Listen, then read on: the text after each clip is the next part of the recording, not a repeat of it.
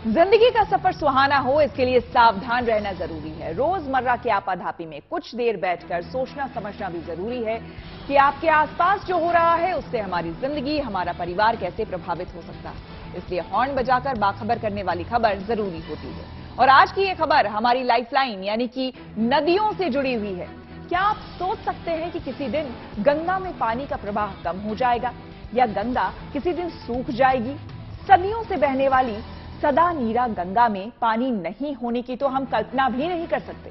लेकिन यूएन की रिपोर्ट कहती है कि दुनिया में, खास करके भारत के सामने एक बड़ा जल संकट खड़ा है, क्योंकि ग्लेशियर पिघल रहे हैं। ग्लेशियर पिघलते रहे तो हिमालय से निकलने वाली नदियों में जल स्तर कम हो जाएगा।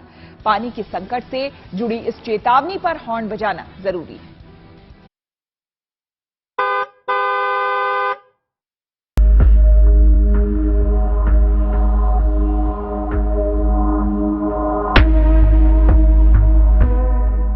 कल छल छल बहती गंगा, जिसके किनारे हमारी सभ्यता ने आकार लिया, हमारी संस्कृति पली बढ़ी। जाने कितनी सदियों से जिसका पानी जीवन का अहम आधार रहा है।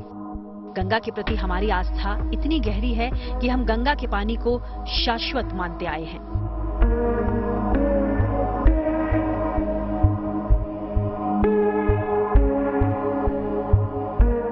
हिमालय की बुलंदियों से निकलकर समंदर तक का सफर तय करने वाली जीवनदायिनी गंगा को देखकर कौन कहेगा कि एक दिन गंगा का पानी सूख सकता है। लेकिन जलवायु परिवर्तन और दूसरी वजहों से यूएन ने चेतावनी दी है कि 2050 तक न सिर्फ गंगा बल्कि देश की प्रमुख नदियों में पानी की कमी हो जाएगी। यूएन की ये रिपोर्ट चिंताजनक है, इसलिए जरूरी है इसे लेकर हॉर्न बजाया जाए। पहले आपको बताते हैं कि इस रिपोर्ट में क्या कहा गया है। इस रिपोर्ट में दावा किया गया है कि सिर्फ 27 साल बाद देश की गंगा समेत कई नदियां सूखने लगेंगी। हिमालय की प्रमुख नदियां सिंधु, गंगा और ब्रह्मपुत्र का जलस्तर बहुत तेजी से कम होने वाला है।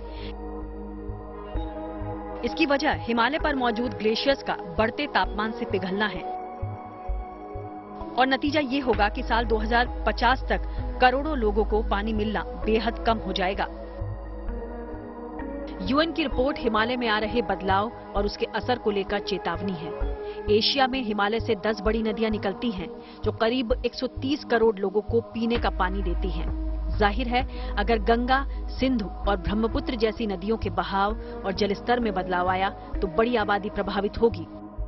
खतरा ये भी है कि अगर हिमालय के ग्लेशियर तेजी से पिघले तो पाकिस्तान और चीन जैसे देश बाढ़ की चपेट में आ सकते हैं। लेकिन भारत में पानी की किल्लत की चेतावनी हमें सतर्क करने वाली है। अगर सिर्फ गंगा की बात करें तो इसे पानी गंगोत्री ग्लेशियर से मिलता है, लेकिन ये ग्लेशियर ही खतरे में है। पिछले 87 सालों में 30 किलोमीटर लंबे ग्लेशियर से करीब 2 किलोमीटर हिस्सा पिघल चुका है। अगर ग्लेशियर कम होता गया तो गंगा में पानी की किल्लत होगी, जबकि कई राज्यों के करीब 40 करोड़ लोग गंगा के पानी पर ही निर्भर हैं। और गंगा ही नहीं बल्कि हिमालय से निकलने वाली कई नदियां हैं जो देश के मैदानी हिस्से में लाइफलाइन है। अगर इन नदियों का जलस्तर कम हुआ या पानी सूख गया तो क्या समस्या होगी, ये समझना मुश्किल नहीं।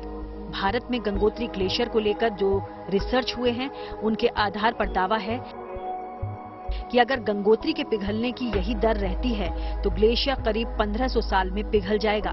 लेकिन यह आकलन भी गलत हो सकता है, क्योंकि ये बर्फबारी और बारिश पर निर्भर करेगा।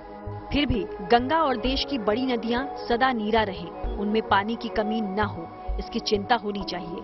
पानी की जिस किल्लत की ओर यूएन की रिपोर्ट इशारा कर रही है उसे भी गंभीरता से समझने की जरूरत है। Bureau report, good news today.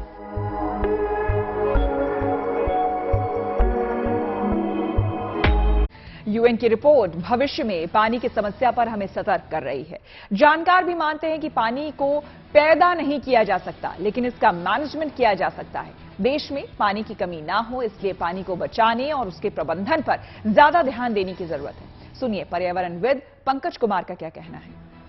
2050 में पानी खत्म हो जाएगा, इस तरह की सूचनाएं, या 2030 में या 2040 में ऐसे ये हो जाएगा। ये सब बातें बहुत लंबे समय से कही जा रही हैं, क्योंकि हर चीज का जो एक भंडार है, उस भंडार का जो खर्च होने की जो रफ्तार है ना, उसको देखकर अनुमान लगाया जा सकता है कि इस भंडार को आप कितने वर्षों तक इस्तेमाल कर सकते हैं। तो आजकल वाटर मैनेजमेंट की भी बात हो रही है कि हम उसको कैसे मैनेज करें, उसके रिसाइकिल की भी बात हो रही है। मगर जितनी भी बात हो रही है और संकट जैसी है, उसके हिसाब से हमारे द्वारा उठाए हुए जो भी कदम हैं वो पर्याप्त नहीं है, और दोनों की रफ्तार में इतना बड़ा अंतर है ना कि हम कब एक बड़े क्राइसिस में फंस जाएंगे ना, ये कहना बड़ा मुश्किल है।